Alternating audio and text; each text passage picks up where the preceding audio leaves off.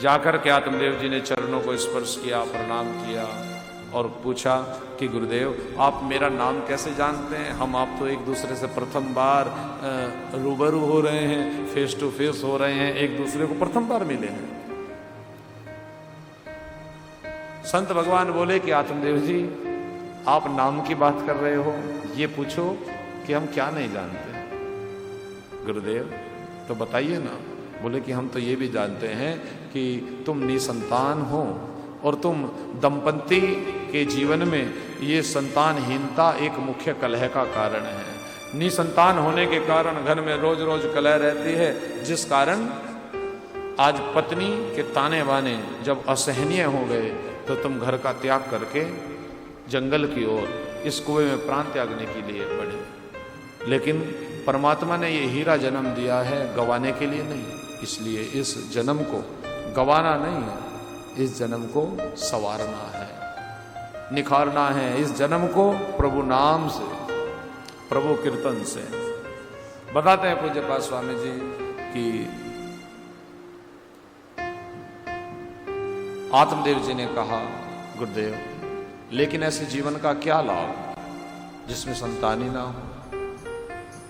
पुत्र आत्मदेव कई बार जीवन को उस कसौटी पर जीना पड़ता है जब लाभ और हानि का मुख नहीं देखा जाता, केवल सत्कर्म किया जाता है। अगर जीवन के हर पहलू को लाभ और हानि की कसौटी पर तोलना चाहोगे तो वो संभव नहीं होगा। जीवन में कुछ पहलू ऐसे भी होते हैं जहां लाभ हानि से परे भी सोचना होता है।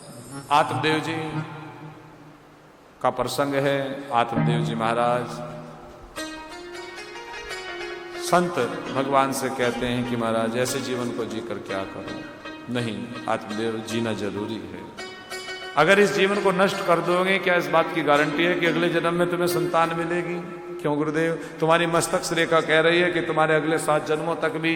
तो प्रभु फिर तो मैं और भी जल्दी जल्दी जीवन समाप्त करूं, 8वां जन्म आए तो सुख मिले।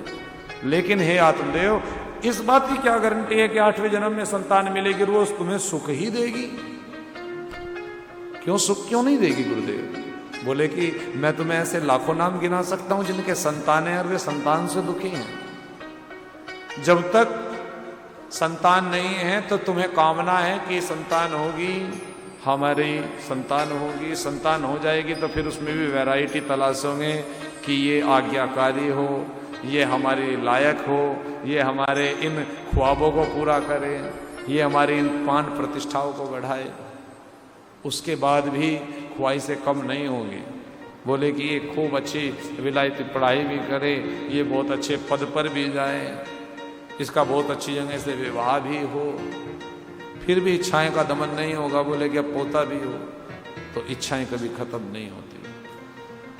धन्यवाद दो, जितना ईश्वर ने दिया है उसमें धन्यवाद करके उस परमात्मा का। अगर आज आप उसके दिए को नकार रहे हैं, उसने आपको दिया है कि धर्म कर्म कीजिए, जितना उसने दिया उसमें जीवन को आनंद के साथ लीजिए। लेकिन हम उस कार्य में संलग्न ना होकर के अन्य कार्यों में भटक रहे हैं। स्वामी जी कहते हैं आत्मदेव जी जिद पर अड़ गए और कहा कि गुरुदेव जब आप सब कुछ जानते हैं तो ये भी जानते होंगे कि मेरे यहाँ संतान कैसे मुझे प्राप्त हो। भक्त की हट को देखा तो संत भगवान ने एक श्रीफल अपने योग बल से अभिमंत्रित करके इनको दिया। अपनी पत्नी को इसे आत्मदेव देना यथा समय। घर जाकर के आत्मदेव जी ने श्रीमती को फल प्रदान किया, लेकिन देवी धुंधली तो भैया धुंधली है। नाम तस्काम और शंका के घेरे में आकर के उस फल को खाया नहीं। बोले कि न जाने किसी से क्या पढ़वा कर ले आए। जाकर के अपनी पड़ोसन सखी से पूछा, जिससे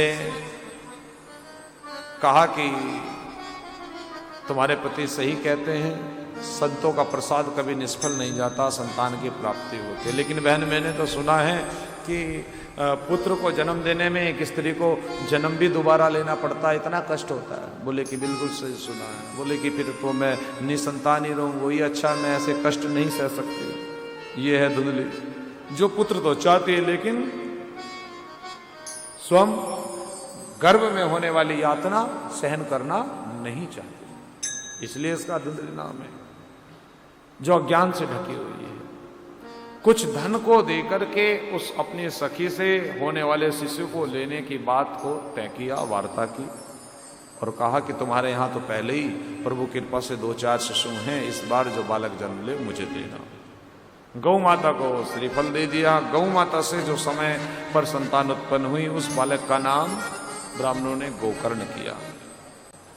यथा समय पर धुंधली अपनी सखी से उस नवजात शिशु को लेकर आई और इसका नाम धुंधकारी रखा गया। बाल्यकाल से ही दोनों के नाम अनुरूप इनके गुण थे और गुण अनुरूप ही इनके नाम थे। बताते हैं पूज्य स्वामी जी, पाठशाला भेजे गए तो वहां अत्यधिक उद्दंडता के कारण, गलतियों के कारण पाठशाला से गुरुजनों ने इस धुंधकारी को निकाल दिया। लेकिन गोकर्ण जी ने पूर्ण श्रद्धा निष्ठा के साथ गुरुजनों की सेवा की, शिक्षा को पूर्ण करके घर लौटे। लेकिन जब तक घर लौटे तो घर पर क्या देखा कि ताला लगा हुआ था। अड़ोस पड़ोस में जाकर पूछा कि मेरे परिवारवासी सब कहाँ गए, तो पड़ोसी काका ने बताया कि तुम्हारा भ्राता धुंधकारी कुसंगति में फंसकर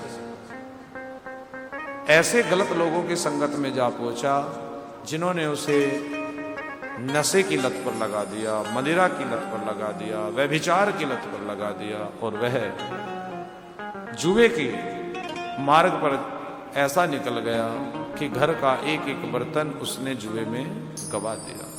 जब कुछ ना बचा तो लोगों से कर्ज ले लिया। लोगों के मान अपमान को सहन ना करने की स्थिति में आत्मदेव जी ने जंगल में जाकर समाधि ले ली। एक रोज मदिरा पान करके आया और तुम्हारी माता से अनुचित धन की मांग की, और उस अनुचित धन की मांग को पूरा न कर पाने की स्थिति में धुंधली ने भी रात्रि में पुत्र पीड़ा के भय से कि कहीं पुत्र मुझे प्रताड़ित ना करे, कहीं अत्यधिक कष्ट ना दे, क्योंकि वह तो समझ ही नहीं रहा नशे की लत में इस प्रकार धुत है, तो अपने प्राणों को त्यागा। 5 वैश्याओं को घर में ले आया धुंधकारी। हे गोकर्ण, राजघराने में चोरी भी की और उन 5 ने उस धन को बराबर हिस्सों में बांटकर कहीं निकल गई, और तुम्हारे भ्राता धुंधकारी का कोई पता नहीं। सब सूचना सुनी तो गोकर्ण जी का मन बड़ा कुंठित हुआ, लेकिन हरि इच्छा समझकर अपने आसन, अपने उस स्थान पर पहुंचे कुटिया में, और वहां जाकर के चारों ओर शुद्धिकरण किया, और तदुपरांत कुशा का आसन बिछा करके प्रभु नाम भजन, प्रभु की नाम संध्या करते हुए रात्रि विश्राम किया। लेकिन रात्रि विश्राम में इन्हें भयंकर भयंकर आवाजें आने लगी, भयंकर भयंकर शब्द सुनाई देने लगे, मानो भयंकर भयंकर आकृतियां का इन्हें बोध हो रहा था, जैसे सामने कुछ होते हुए भी ना हो और ना होते हुए भी कोई विशेष प्रकार की आकृतियां इन्हें कुछ कहना चाहती।